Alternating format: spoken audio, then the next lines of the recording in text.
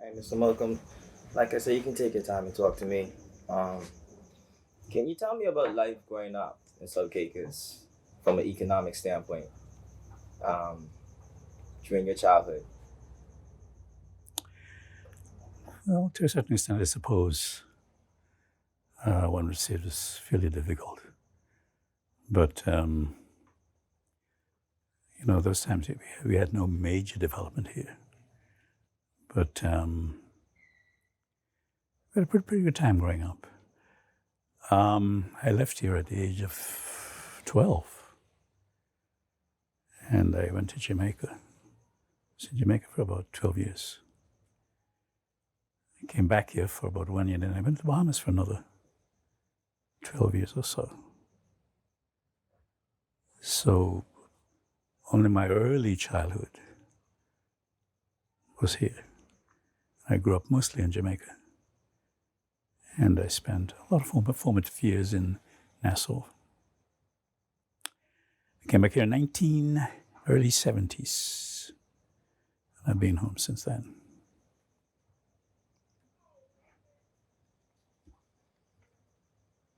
Do you think the reason for South Caicos um, downfall was due to the people leaving South Caicos? Um, that's a word that I'm not too enamored about, downfall as such. But I can understand where you're coming from. Generally speaking, most islanders from all over the archipelago left the TCI because of a lack of opportunity. In fact, the population remained static, 8,000 for many, many, many years.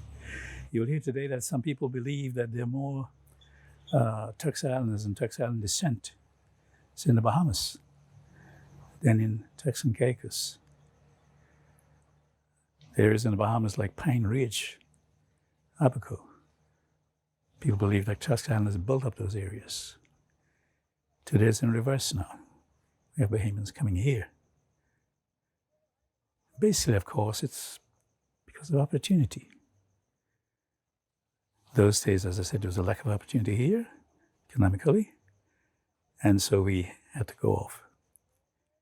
Now, with things much, much, much better, a lot of people are coming in now to us.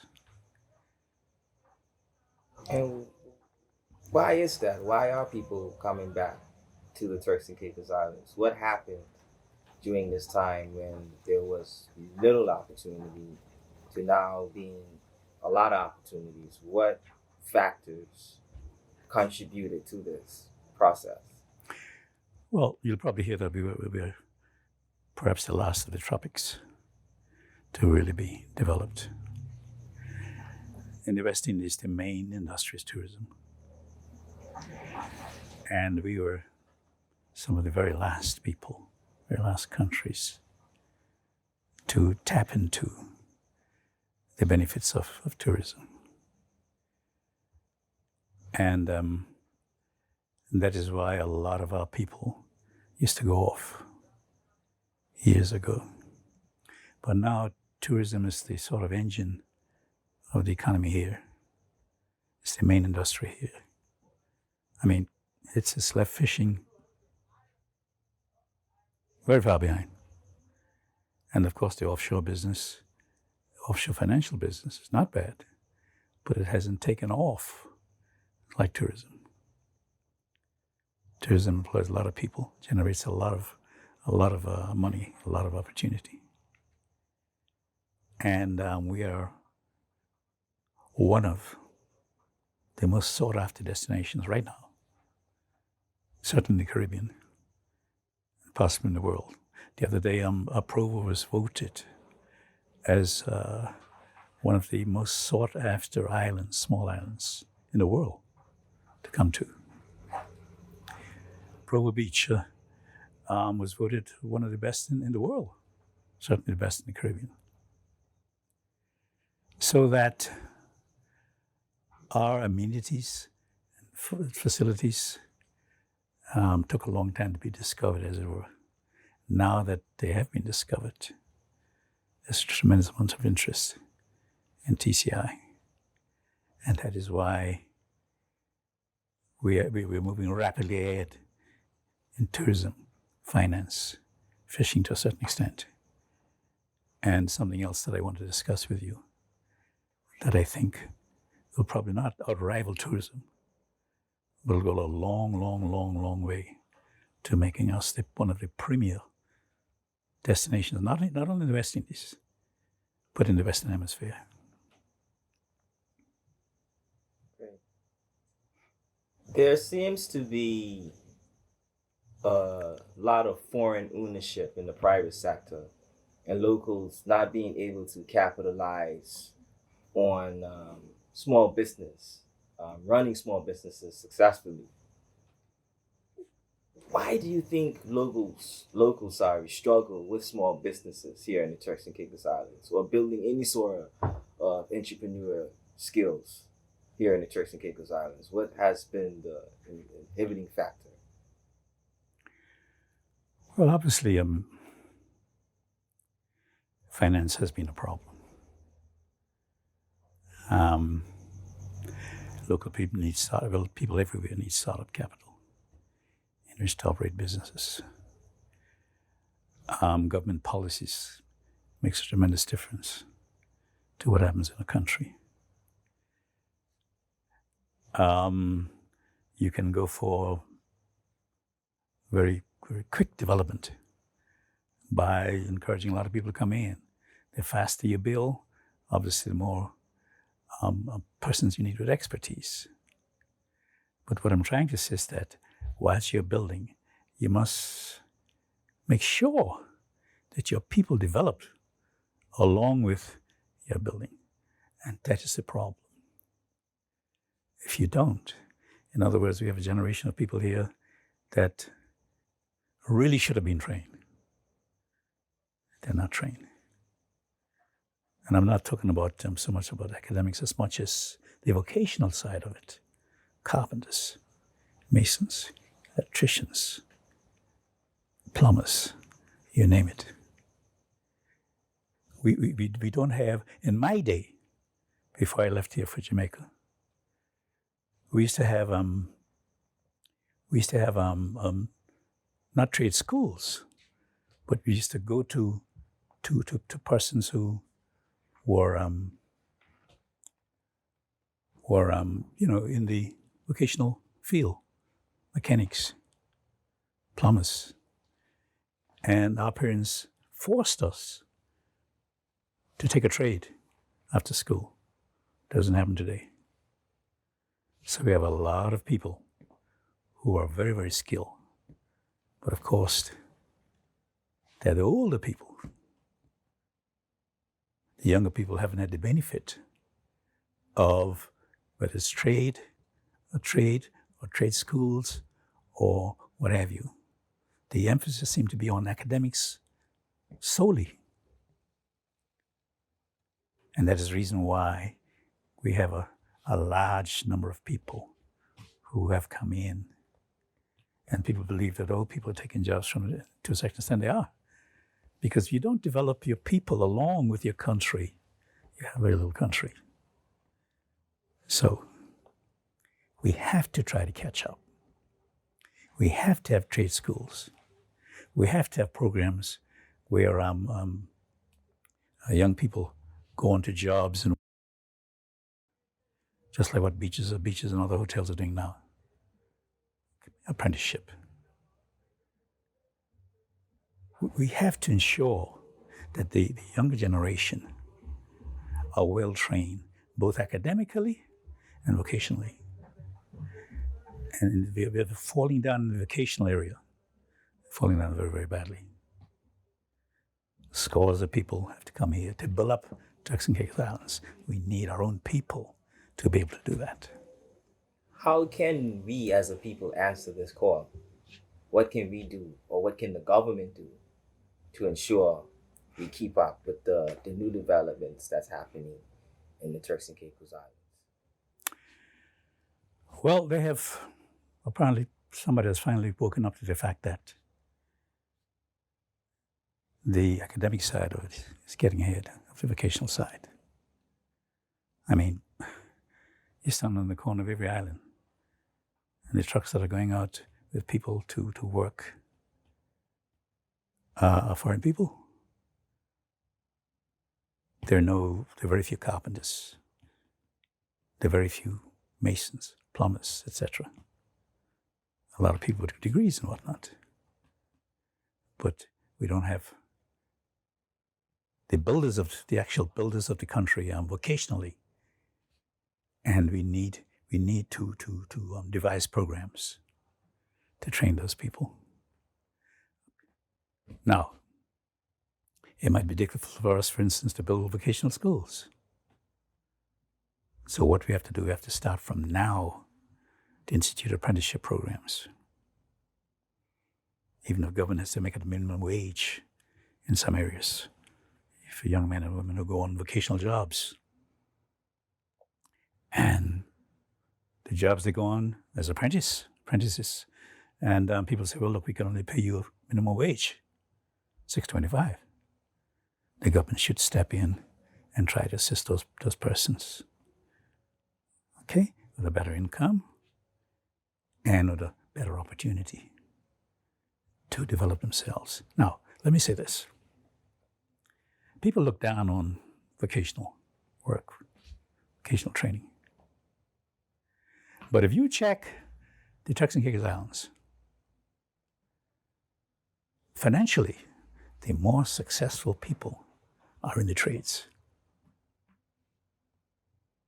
I'm sorry to say it, but I'm telling you bluntly. The richest persons in the Turks and Caicos Islands right now, Turks and Caicos Islanders, are tradesmen. Now, you have some lawyers who are fairly rich, but you have a lot of contractors and a lot of tradesmen who have made good money. A lot of them. So people need not to look down on the professions, the vocational professions and whatnot, and that's the problem. They're looking down on it. Oh, we don't want to be carpenters or masons or whatever. But that's where the opportunities are.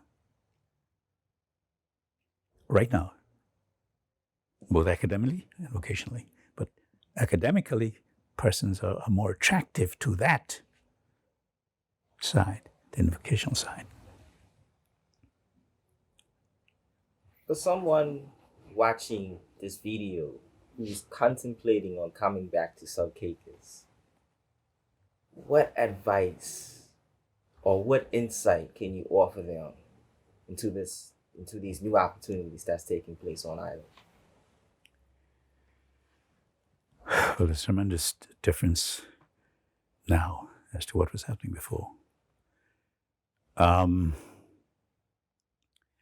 South Caicos was the premier island in the Turks and Caicos chain. We had one of the first, if not the first, hotels. We had the first airport, 6,000 feet paved, built by the Americans in the early 1940s. We had a business, a fuel business, refueling business, planes coming in long before Provo even got started. We're just now beginning to really realize our potential. When that hotel first came here, the persons who told me, you gotta be crazy, 200 room hotel in South Caicos back in the early 1980s. But it's there, 250 rooms. And it is one of the best hotels in TCI. Certainly the site is beautiful. And the workmanship, from what I understand, the workmanship is superb. I don't know if you've been up there, but I'm told by people who should know, the workmanship is some of the best. in the islands. The views are nice. In other words, it's a very beautiful hotel, not just for South Caicos, but for the entire TCI. Now, we have to move on. We have to build on what? Talking about South Caicos now, what we have achieved in the last couple of years. The refueling business have gone down. We used to have a very good refueling business at the airport. A lot of planes coming in. Okay, we have a hotel. We have a major airport that is currently under construction. Okay? And these are probably going to be the catalyst for a tremendous development in South Caicos. If you have the time, I'm going to surprise you. You want to be surprised? Or you want to go back home? You want to be surprised? Okay. The Turks and Caicos, geographically, is in a location that no other small country in the Western Hemisphere is. The Turks and Caicos lie at the head of the two major trading routes, sea routes into the Caribbean. So, we also then have an inlet to Central America, eastern portion of South America, and the Panama Canal. You know your geography? You remember your geography? You remember the Unending Passage? Ah, you remember the Mono Passage? All right. You remember John Glenn? John Glenn. Yeah, astronaut. Yeah. That's right. When John Glenn made his 3 trips around the world, he was for a soft landing. The land and the sea, the water, not the land. You know where he came down? Grand Turk. He didn't come there by accident. It was designed that he come down off Grand Turk. And it was designed that way because we had one of the last tracking stations going into the Atlantic. The satellites.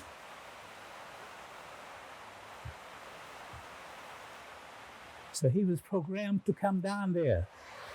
Of all the places in the world, he had to come down there. Well, I don't say he had to come down there, but it's easier to retrieve him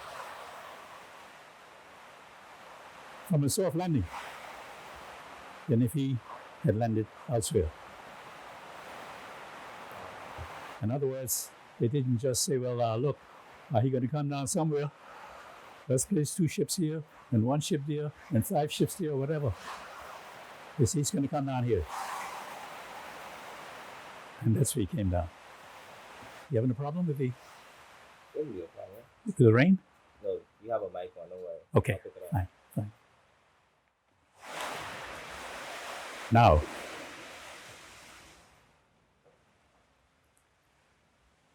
by sitting at the head of the Unending Passage,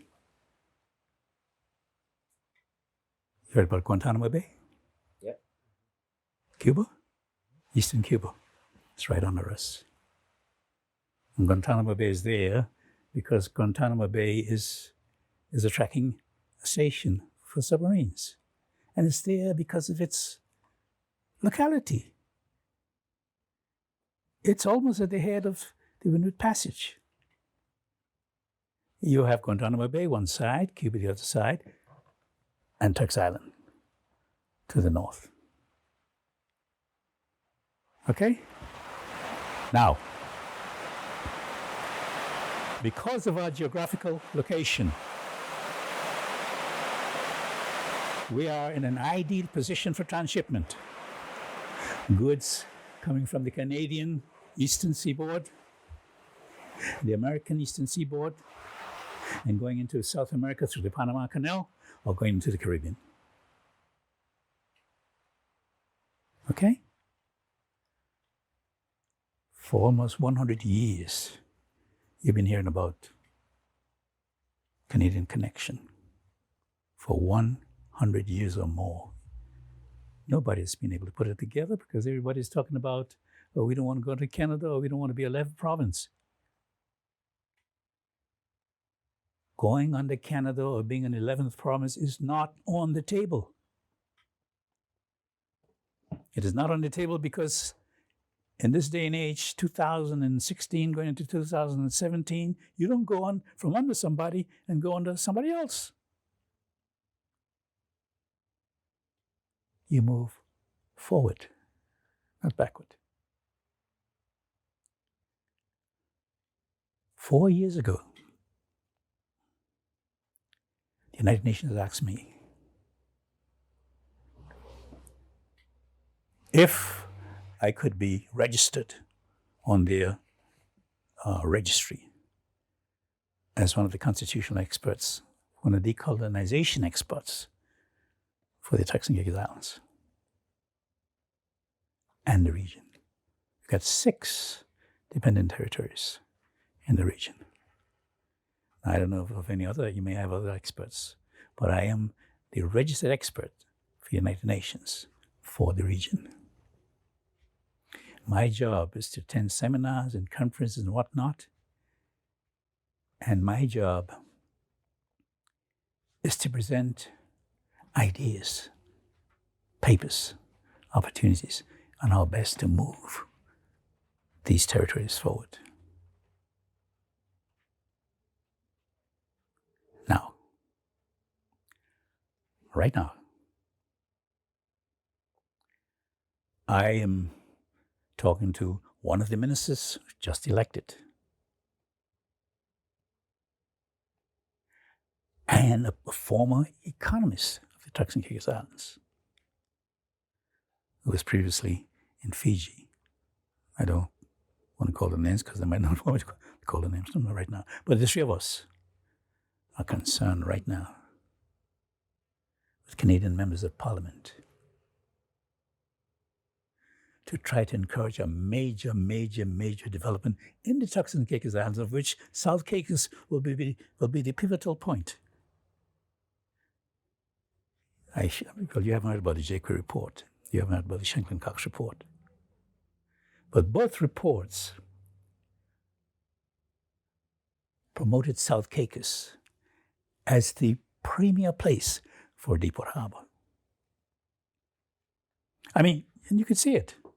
We have one of the best natural harbors in the West Indies. From here to Provo is Bank. We're sheltered on the south side, on the east by South Caicos. I'm talking about the Bank now. On the north by Middle and North and East Caicos. On the west by Provo and West Caicos. When Christopher Columbus discovered these islands, he said in his log that he had entered one of the most natural of harbors in the region. And he said in his log that harbor could take all the ships at that time in 1492, all the ships in Christendom. This area can. From here to Provo is 40 miles. 40 miles of bank water. A deep water harbor here is going to service the entire Caribbean, Central America. eastern seaboard of South America and the western seaboard and the Panama Canal. I'm sorry, I had a book which one of the person running for election, I gave it to him to look at, or else I would have showed it to you. It's a book written by a member of Parliament for Canada, and he lays out, something that is very, very exciting. We have the area, the potential for a deepwater harbor, South Caicos. We have the area potential for Freeport. We have the area potential for, with a deepwater harbor, you need a spine link road. And we have the area potential for a spine link. Finally, we have one now between middle and north. We need to hook up the other islands. And if we do that, we have a deepwater harbor, we have very large ships bringing in produce, trade from Canada, States, Caribbean, going into the Caribbean. Cuba is just opened up, going into Cuba, going into Panama Canal, going to Curacao, Aruba, going to Central America. It's a tremendous thing that we're looking at. Some people have called me in the last couple of days and talking about a cruise ship for South Caicos. Now, obviously, if that happens, there's no coming back for this island. Whether it's a cruise ship or deepwater harbor or what. I can show you documents. I can show you letters from Canadian members of Parliament. Letters from 20-odd years ago who have said to me, Mr. Malcolm, we need to hear from you all. You have to make the decision. Your government and your people have to make the decision to have a closer link, not commando or no province, but have a closer link with Canada. We are ready. We are able. We are ready. We're willing and we're able. Let me read this quickly for you. I didn't know you were coming, or else I would have gotten this out.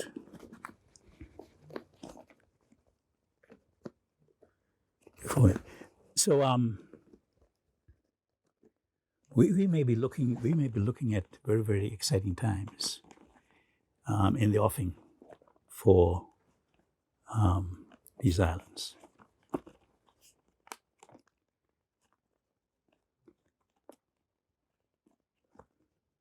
You have another question in the meantime? Till I find this thing. No, the final question will be a wrap up. So take your time. It's okay. Okay.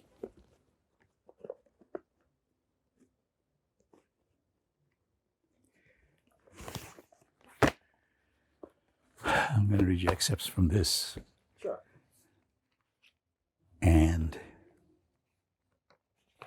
you're going to be surprised. Excerpts, House of Commons,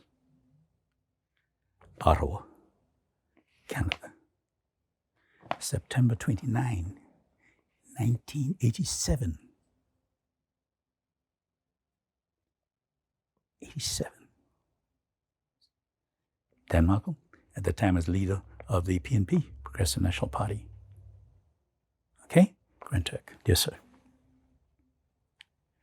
As you well know, I'm tremendously interested in opening discussions between our two countries to form a formal association.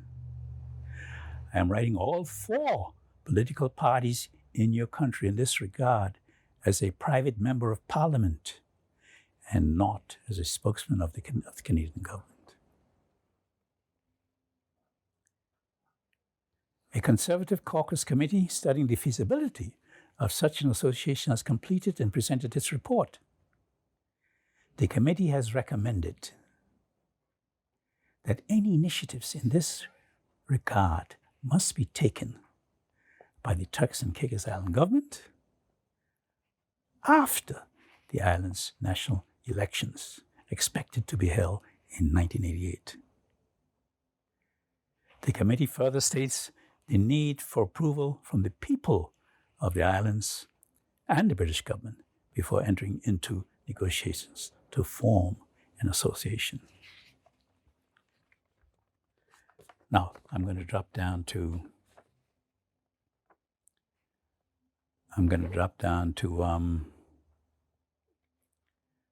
about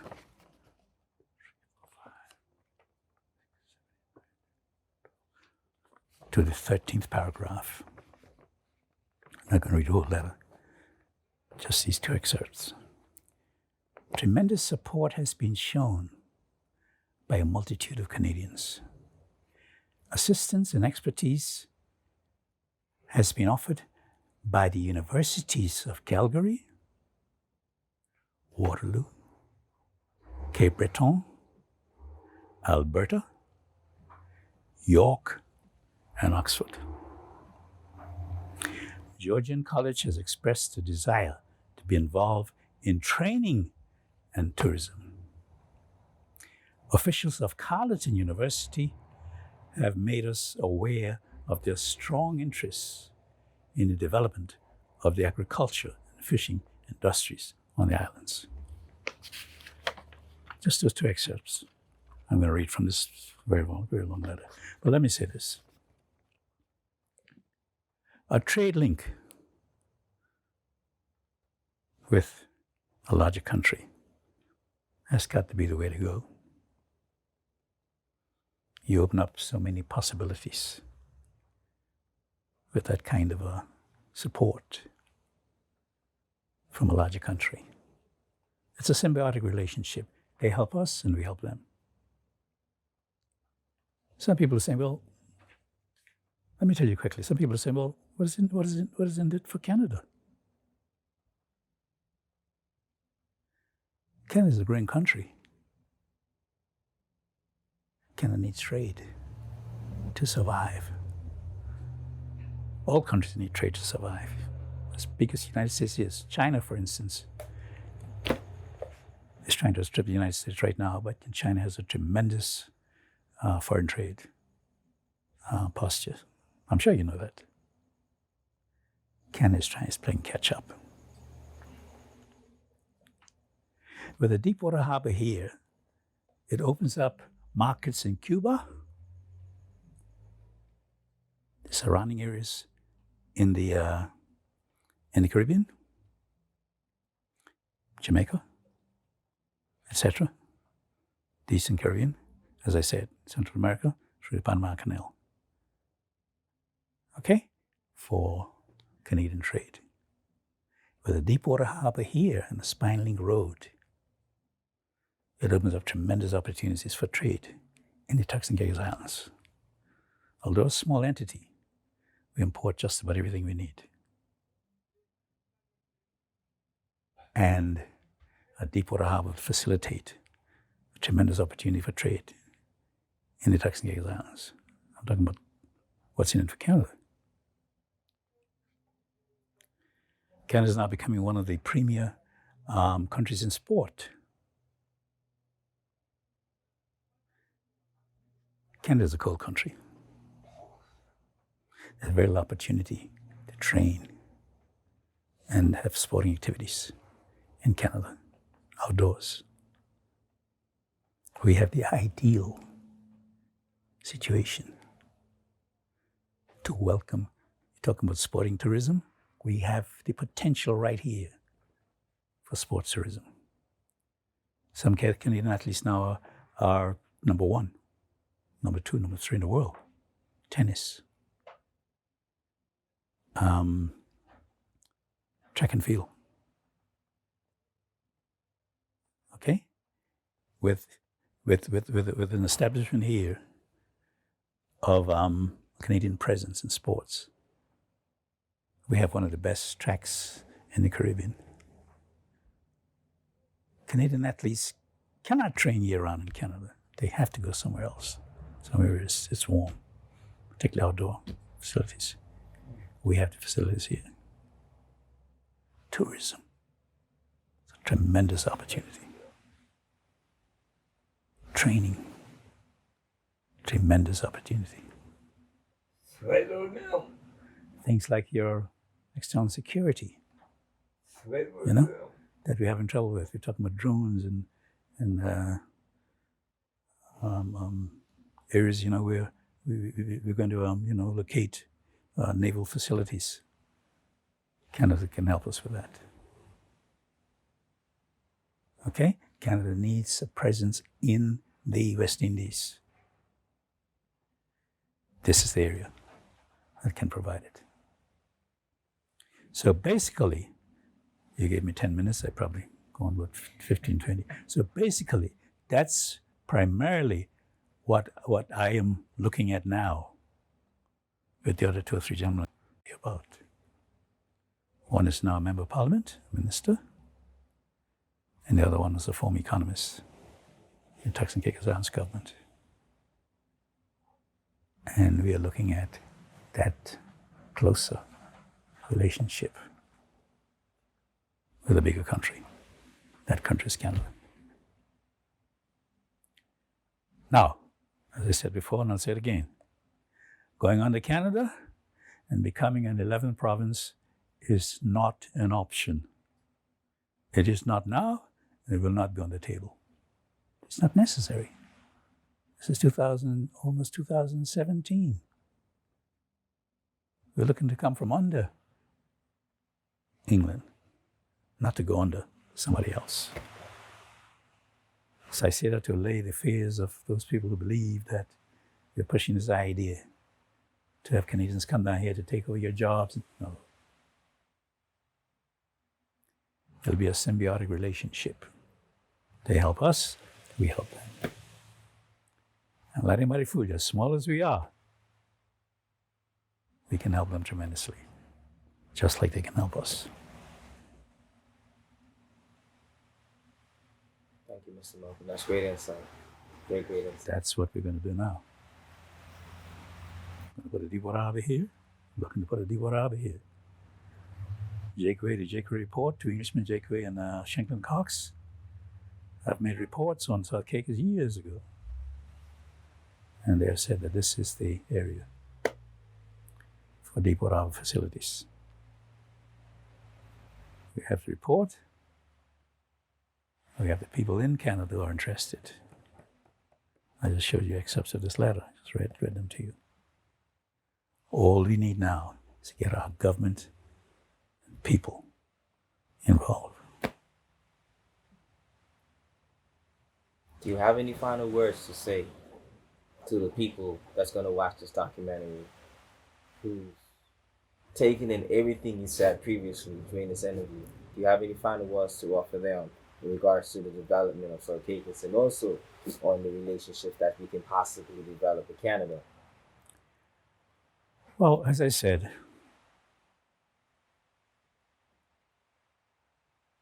I would like to say to those persons who might look at your documentary, and I've said it twice, maybe 3 times before, I'm going to say it again for emphasis.